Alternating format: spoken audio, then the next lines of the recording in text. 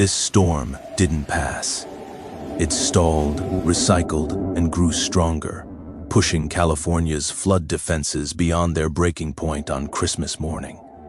Christmas morning in California began with silence, then devastation, as families unwrapped gifts and holiday lights still glowed in Sacramento County. A wall of water tore through levees with explosive force. In just 90 minutes, floodwaters surged 8 feet, turning quiet neighborhoods into submerged zones of chaos. No previous holiday storm in California history has unleashed destruction at this scale, this speed, or this level of systemic failure. What happened next?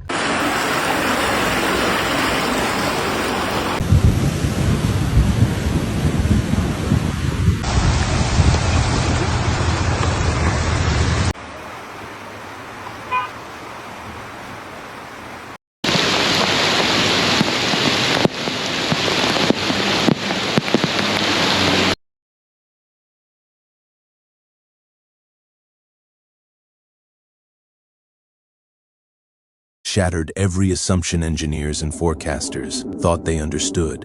At 7:14 a.m., the USGS gauge at Sacramento's I Street Bridge recorded a surge that instantly broke historical records. Over the next hour and a half, river levels climbed at a rate.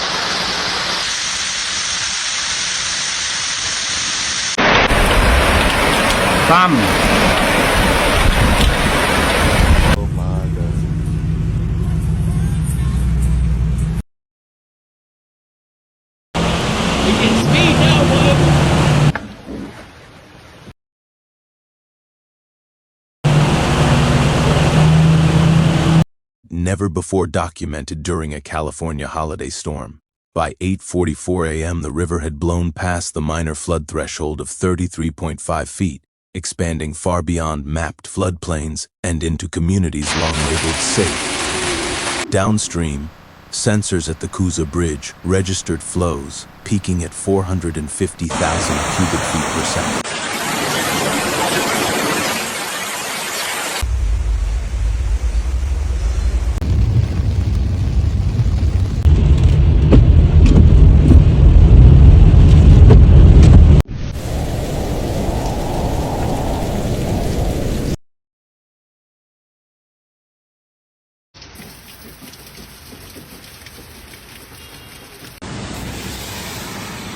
Three times higher than the previous Christmas storm record of just over 150,000 CFS.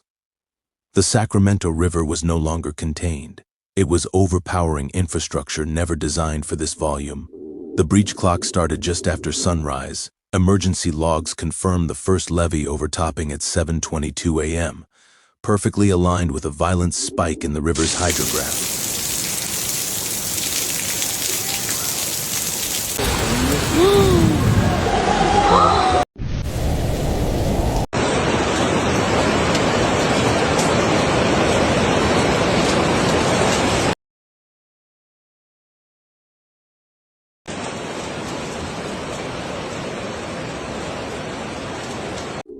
Within minutes, water rose faster than even the most extreme flood simulations developed by the Army Corps of Engineers. What normally took hours to reach downstream communities arrived in less than half the time. The numbers told a brutal story. 8 feet in 90 minutes, 450,000 cubic feet per second. A river system engineered for the worst storms of the last century was eclipsed in a single morning.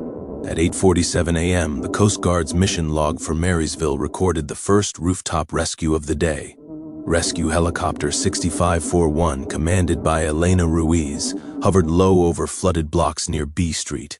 Below, entire neighborhoods had vanished beneath brown, fast-moving water. Families clung to rooftops, parents held children, pets trembled in arms, stairwells were already underwater. Crew Chief Mark Dorsey described the scene later. It looked like a lake with islands. Every house was its own world, and we had to choose who went first.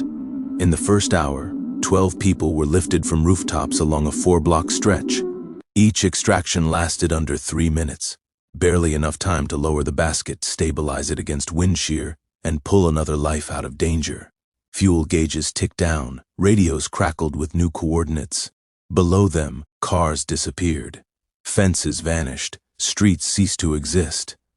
At 9:12 a.m., a second surge warning arrived. Upstream reservoirs were reporting ESCALATES at decades-high levels.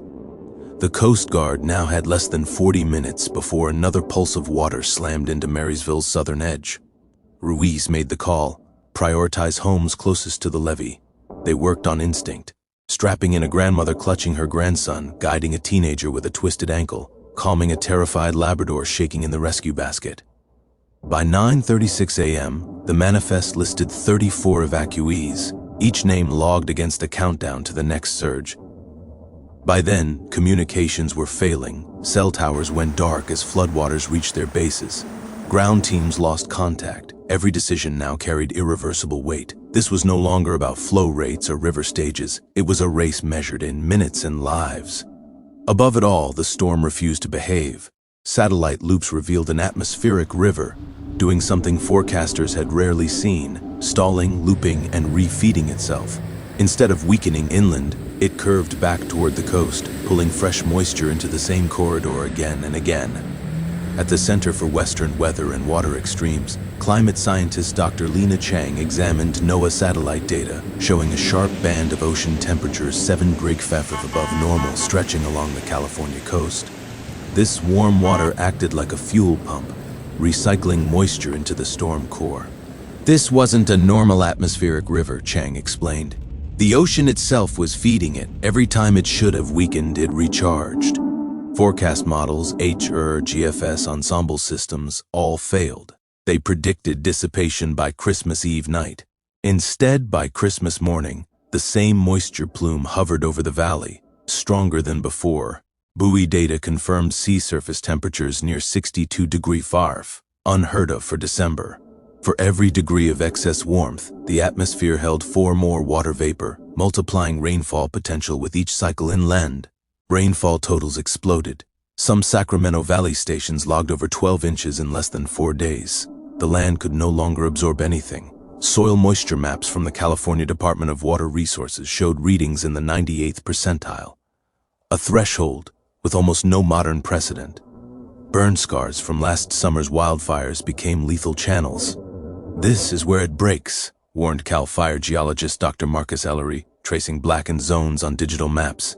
When soils are this saturated, even moderate rain triggers catastrophic debris flows.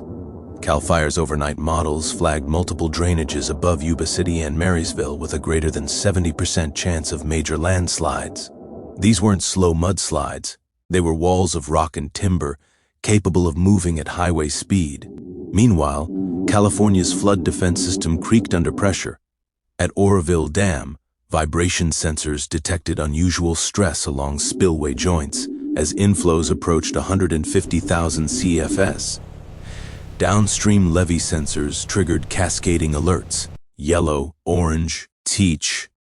On red, as subsurface pressures surpassed critical thresholds, reservoirs filled fast, releases increased. But inflows outpaced outflows by tens of thousands of cubic feet per second. We designed for the storms of the last century, one DWR engineer admitted.